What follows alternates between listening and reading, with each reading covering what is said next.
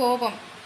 இந்த கோபம் கூட தகுதியான ஆள்கிட்ட தான் காட்டணுமே தவிர தகுதி இல்லாத ஆள்கிட்ட காட்டக்கூடாது. அதே சமயம் தொட்டதுக்கெல்லாம் கோவப்படக்கூடாது. தொட்டதுக்கெல்லாம் கோவப்பட்டுட்டு இருந்தோம்னா கோபத்துக்குன்னு ஒரு மதிப்பே இல்லாமல் போயிடும். இப்போ எனக்கு ஒரு எதிரி இருக்கான்னு வச்சுக்கலாம். இப்போ அவனுடைய நினைப்பு என்னவாக இருக்கும் அப்படின்னு நினைக்கிறீங்க? என்னை கோவப்படுத்தி பார்க்கணும், எனக்கு எரிச்சல் அடைய வச்சு பார்க்கணும். ரெண்டாவது, நான் நிம்மதியாக இருக்கக்கூடாது, முன்னேற்ற பாதையில் யோசிச்சிடவே கூடாது. எப்போவுமே இவனை என்ன பண்ணலாம் அப்படிங்கிறதுலையே நான் யோசிச்சுட்ருக்கணும்.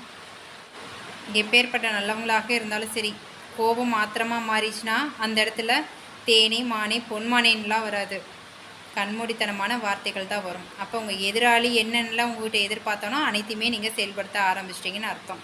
சரிக்கு சரியாக சண்டைக்கு போனீங்கன்னா இதுதான் நடக்கும். அப்போ எதிராளியை எப்படி தோற்கடிக்கிறது அப்படின்னு பார்த்தீங்கன்னா, இந்த இடத்துல தான் நீங்கள் பொறுமையை கையாளணும். அவன் என்னை கோவப்படுத்துகிற மாதிரி நடத்துவான், என்னை இந்த இடத்துல நீங்கள் பொறுமையை கையாள சொல்கிறீங்களா அப்படின்னு சொல்கிறது கேட்குது.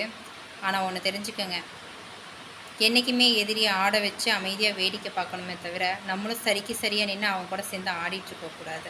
இல்லை, இந்த இடத்துல தான் நம்ம எதிரி என்ன பண்ணுவான்னா, அவன்கிட்ட இருக்கிறதுல ஒரு திறமைன்னு நினச்சிட்டு ஒரு கேடுகட்ட செயல்களை அதிகமாக செய்ய ஆரம்பிப்பான். இந்த நேரத்தில் நம்மளுக்கு எரிச்சல் அடையும் தான். ஆனால் அந்த நேரத்தில் நம்ம பொறுமையை கையாளும் போது நம்மளையே நம்ம தாய் தந்தையர் எப்படி அழகாக என்னென்ன நல்ல விஷயங்கள் சொல்லி வளர்த்துனாங்களோ அந்த விதம் பிரதிபலிக்கும். ஆனால் உங்களுடைய எண்ணத்தில் அவனுடைய பிரதிபலிப்பு எப்படி தெரியும் அப்படின்னு பார்த்தீங்கன்னா, அவங்களுடைய வளர்ப்பு, அவனோட வளர்ந்த விதம், கேடுகட்ட செயலில் ஈடுபடுற அந்த பிரதிபலிப்பு தான் உங்களுக்கு தெரியணும்.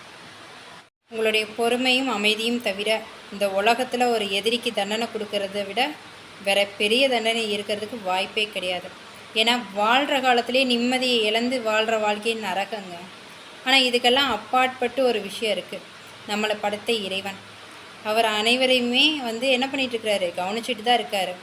நான் எப்படி உங்களை எதிரியை ரசித்து அமைதியாக பொறுமையாக எவ்வளோ கேடுகட்ட செயல் செஞ்சாலும் அமைதியாக பாருங்கள் அப்படின்னு சொல்கிறனோ, அதே விஷயத்தை தான் இறைவனும் நம்மளை பண்ணிகிட்ருக்காரு. இறைவனுடைய பார்வையில் நம்ம அனைவருமே கண்காணிச்சுட்டு தான் இருக்கோம் அப்படிங்கிறத யாருமே மறக்க வேண்டாம். நம்ம என்ன பண்ணுறோமோ சரி, அதுக்குண்டான பலன் நிச்சயம் நம்மளுக்கு கிடைக்கும். எதிரிகளுடைய துன்பம் எனக்கு தாங்கலைங்க, எனக்கு இவங்ககிட்ட எப்படி ஃபேஸ் பண்ணுறதுன்னு தெரியாதவங்களுக்காக இந்த பதிவை நான் ஷேர் பண்ணியிருக்கேன். மீண்டும் இன்னொரு பதிவில் உங்களை சந்திக்கிறேன். நன்றி.